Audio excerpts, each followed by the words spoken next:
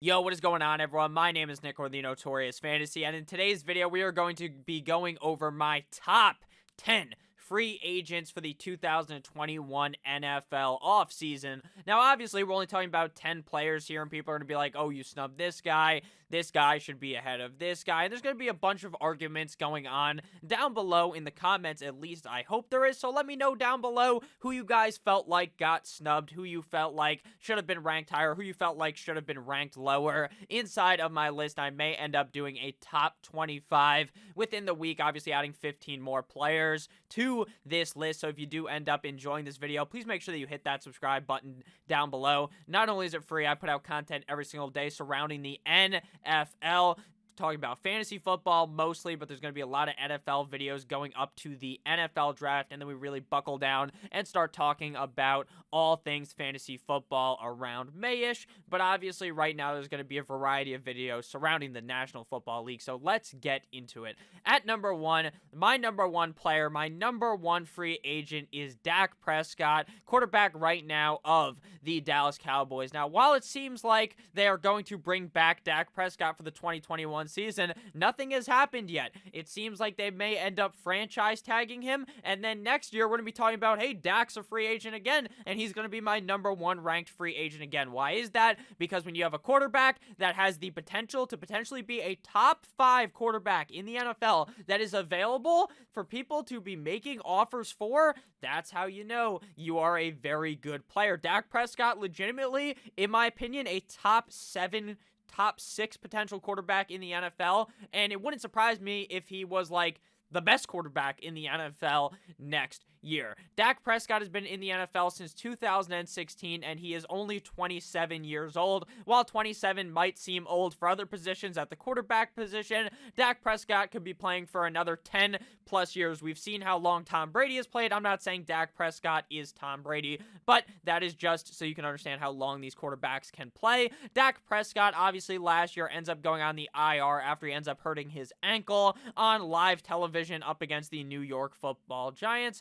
So he should be good to return, obviously, for the beginning of this season. Dak has been nothing but a clean bill of health, I would say, besides in 2020, playing in all 16 games from 2016 all the way until 2019. This guy is very, very good on a year-in, year-out basis. In his rookie career, or his rookie season, I should say, this man threw for 3,667 yards, 23 touchdowns, and just 4 INTs, as well as rushing for 6 rushing touchdowns. 2017, over 3,000 yards yet again, 3,324 passing yards, 22 passing touchdowns, 13 INTs, as well as another 6 rushing touchdowns. 2018, 3,884 passing yards, 22 touchdowns, 8 INTs, as well as 6 rushing touchdowns. In 2019, he threw for 4,902 yards, only 98 away from that coveted 5,000 yard mark, 30 touchdowns and 11 INTs, and 3 rushing touchdowns. 2020, he threw for 1,800 yards in 4 games, technically played in 5 games, but he got hurt in the middle of that game, up against the Giants, and 3 rushing touchdowns. Dak Prescott is the focal point of this Dallas Cowboys offense. If you put Dak Prescott on a team with somewhat good wide receivers, this guy is going to light it up like Snoop Dogg on a Saturday night, and he also has that potential to get a bunch of rushing yards on a game-in, game-out basis. He's also rushing for like 3 to 6 touchdowns every single year. This guy's thrown for 400 yards 3 times this season, threw for 500 yards once up against the Cleveland Browns. So he's clearly a very good quarterback, and that's why he sits at the top, at the number 1 spot of my free agent rankings. Because the quarterback position is the most important position in the NFL, it's very hard to just go and sign some guy that is going to be your number 1 quarterback for years to come, and there's the potential that is what Dak Prescott could be in this offseason. At number 2, we have former second-round pick Mr. Allen Robinson out of Penn State in 2014. Currently 27 years old, will be 28 when the season began. For a wide receiver, he's not super old. He's been in the league since 2014, like I said, and he has been very solid. He's played on 2 different teams, and this will be his third if he is not brought back into Chicago. The thoughts, though, are that they are going to end up tagging this man and then trading him, so he won't necessarily get that free agency feel, but he's technically a free agent, and he is going to likely be on another team in 2021. Like I said, this guy's been on 2 teams, the Chicago Bears, since 2018, and his first 4 seasons were played with the Jacksonville Jaguars. And this guy is putting up 1,000-yard seasons with quarterbacks that you would not consider to have any skill. Did it with Blake Bortles. Did it with 9-inch Nick Foles this year. Has done it with Mitchell Trubisky. He can do it with anyone. If you guys play fantasy football, this guy's been a top 12 wide receiver 2 years in a row. Over 1,000 yards the past 2 seasons in 2019 and 2020, as well as scoring 7 and 6 touchdowns in those 2 seasons. This guy is a wide receiver 1 for your team, and in my opinion, he is the best wide receiver available in free agency right now. While Robinson has only had 1 season in his NFL career of over 10 touchdowns, which was 14 in his sophomore year at Jacksonville, I feel like Allen Robinson is a very good red zone kind of a player. He seems to always be open. The biggest issue is that he's having these bums throw him the ball. His stats would be even better if he had just a guy that was somewhat competent throwing him the ball. So I do think Allen Robinson is the best wide receiver available right now in free agency, and that is why he's my number 2 overall free agent for the 2021 offseason. At number 3, we have Shaq Barrett. Shaq Barrett, outside linebacker out of Colorado State, was drafted in 2014 and is currently 28 years old. The Tampa Bay defense was destructive in the Super Bowl, and Shaq Barrett was one of those many guys coming together to make that happen. The outside linebacker position in the NFL is hard to find an elite talent at that position, and in my opinion, Shaq Barrett is exactly that. While his first couple of seasons in the NFL, 2015 through 2018, he wasn't really making that much noise in Denver. He wasn't really the main focal point of this defense. Obviously, they had Von Miller, but since he became a Tampa Bay Buccaneer in 2019 and 2020, he has had his 2 best seasons inside of the NFL. This guy gets after the quarterback like no other. In 2019, this motherfucker had 19.5 sacks for the Tampa Bay Buccaneers. Last year, ended up having 8 sacks. He's hit the quarterback 37 times in 2019, 16 times in 2020. This guy is a very good pass rusher, and I would be shocked if anyone had him ranked below the top 3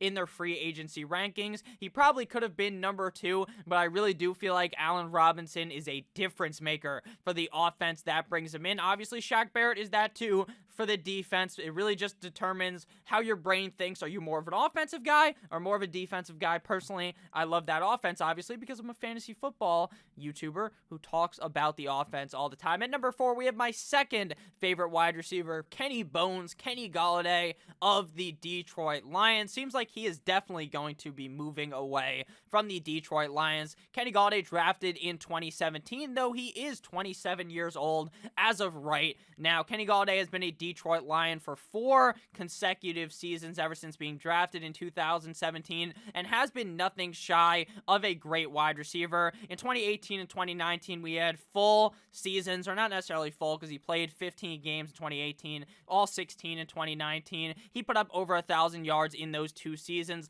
5 touchdowns in 2018, 11 touchdowns in 2019. Obviously dealing with injuries in 2020, but that does not take away the skill set of Kenny Golladay. He's able to put up these big numbers with a head coach that had no idea how to do anything in Matt Patricia. He dealt with Matthew Stafford being gone for half of 2019. He's still putting up 1,000 yards, still putting up 11 touchdowns in that season. I throw last season away because he only ended up playing inside of 5 games, and I really do like Kenny Golladay a whole lot and think he brings a lot to any franchise that is willing to bring this guy in. A legitimate, again, wide receiver 1, the alpha wide receiver for your franchise that ends up bringing this guy in. I see nothing but greatness out of the 6'4", 214-pound wide receiver, formerly of the Detroit Lions. Kenny Golladay is going to make it big if he finds the right spot in 2021. Next up at number 5, we have another wide receiver, my third favorite wide receiver and my final wide receiver of this list, Chris Godwin, wide receiver of the Tampa Bay Buccaneers. Godwin, who got drafted in 2017 out of Penn State, is currently 24 years old. Obviously, they just won the Super Bowl, but Chris Godwin was silent like the night when Santa Claus came in that game. And I know for a fact people are going to get on me that I have Chris Godwin ranked so high, but I think I can defend it. 2019, he had 1,300 yards and 9 receiving touchdowns in just 14 games. In 2020, played 12 games, 840 yards, and 7 touchdowns. But what you have to understand with Chris Godwin here is he is on a team with so many weapons. It's him, Mike Evans, they have Antonio Brown, they have Ronald Jones, they have Leonard Fournette, they have all these wide receivers, Scotty Miller. All these guys are going to get targets, especially when you are in a Tom Brady system. Tom Brady doesn't just lock in on one guy. He is not like, you know what, Chris Godwin's the best wide receiver on this team. Let me just pepper this motherfucker with targets like Salt Bae. He does not do that. He throws it to everyone on the team. He doesn't really give a fuck who you are. They could be paying you $60 million at the wide receiver position, and he'll happily throw it to some guy that's getting paid 4 quarters for every single game. He does not care, and that's why Chris Godwin's numbers were deflated like a football in New England. Shout out to Tampa Bay Tom Brady, Mr. 7. I just held up the wrong amount of fingers. Mr. 7 rings, Tampa Bay, Tom Brady. I think Chris Godwin does end up re-signing with the Buccaneers, but if he walks, he brings a huge amount of potential for a guy, in my opinion, that is a very talented wide receiver deep down the field, and I think we would see him look a lot better in that aspect of his game if Mike Evans, one of the best deep ball wide receivers in the league, were not on the same team as him. At number 6, to pivot away from the wide receiver position, we got Lavonte David. And if you guys have noticed a pattern, the Bucs are down bad on losing a bunch of players potentially to free agency. I'm not too sure they're going to find all this money to re-sign all these players like Bruce Arians was screaming drunkenly after they won the Super Bowl. Lavonte David, inside linebacker for the Tampa Bay Buccaneers, drafted in 2012, has been playing in the NFL for 10 seasons, and this guy has had an excellent career since he stepped in the league all the way until 2020. There was really no shut off on Lavonte David's career. This guy has pretty much been a fucking beast since he stepped in the NFL and legitimately has not stopped at doing it. This guy is getting a lot of interceptions. He's tackling anyone all over the field. While he's not necessarily an intense pass rusher and he's not going to go ahead and record 5 sacks a season, he's definitely good for at least 2 or 3 on a season in, season out basis. I do understand that the guy is getting up there in age, and that is why he is ranked a little bit lower while he's getting a bit older. And at the linebacker position, you're not necessarily going to be great at the age of like 33, 34, potentially when his contract ends. But at the end of the day, if you want to look at one of the best linebackers that are available, the best linebacker that is available besides his teammate, Shaq Barrett, I really do like Lavonte David. He was a part of that Super Bowl team, again, that was destructive to the Kansas City Chiefs, and I really do like Lavonte David for the future of any franchise that can pay this man. At number 7, we have Mr. Trent Williams.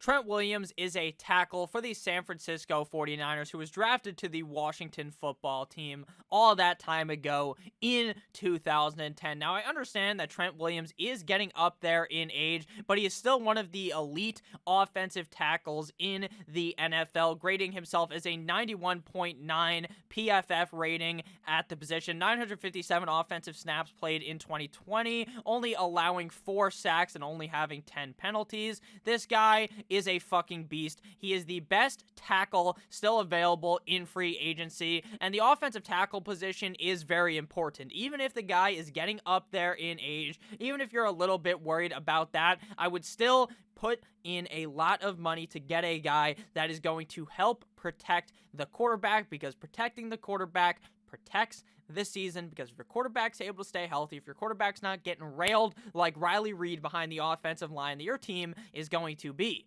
very happy. At number 8, we have Justin Simmons. Justin Simmons is a free safety out of Boston College, drafted in 2016, currently 27 years old. 27, not very old at all for the free safety position, and he is one of the more promising free safeties in the NFL, and at the age that he is at, and with the ability to play like Justin Simmons does play on a week-in, week-out basis, I would feel very confident in putting my chips in Justin Simmons if I'm a franchise that is missing a free safety. This guy has made a whole lot of buzz on the Denver Broncos, and I think that grades him to be a top 10 player in free agency. He is definitely the number one free safety still available. At number 9, we have my boy, Mr. Aaron Jones of the Green Bay Packers, running back. Aaron Jones is the best running back available in free agency, and it is not even close. He is clearly the 1A. Obviously, Chris Carson will be talked about, and he is still a solid running back, but Aaron Jones is potentially a top 5 running back inside of the NFL in his 5th season, getting drafted in 2017. This guy is an absolute monster. Last 2 seasons, over 1,000 rushing yards, or 1,000 rushing yards in each season, 16 touchdowns in 2019, 9 touchdowns in 2020, as well as having the receiving ability, catching over 40 balls in each of those seasons, 400 yards over in 2019, over 355 yards in 2020, adding on 3 touchdowns in 2019 and 2 receiving touchdowns in 2020. Aaron Jones is a very physical back, and given he goes to the right scenario, has the potential to continue to be a top 5 or a top 10 running back in the NFL, but he is ranked lower because the running back position is very replaceable. Unless you're one of these top 5 guys and continue to do it on a year in, year out basis, I'm not sure if you're worthy of being a top 5 guy inside of those rankings. I think Aaron Jones is a great player, but how long will he be able to keep this up until it seems like you were an idiot for paying this guy a bunch of money? That's kind of the narrative why when we see these young running backs getting the fucking bag for playing the running back position by their team, I am a little bit worried. So I do love Aaron Jones, and I will continue to beat the drum for him, but I just don't feel comfortable ranking him much higher due to the fact that he plays a position that on a year in, year out basis, which I've said 7,000 times in this video, like, you can just draft a new one every single year, and you're not going to be feeling too much of a miss, obviously, unless he continues to be that top 5 running back. And if that ends up happening, him at 9 was definitely very low. And final player inside of the top 10 is Corey Linsley is the final player of this video, and he is the best center available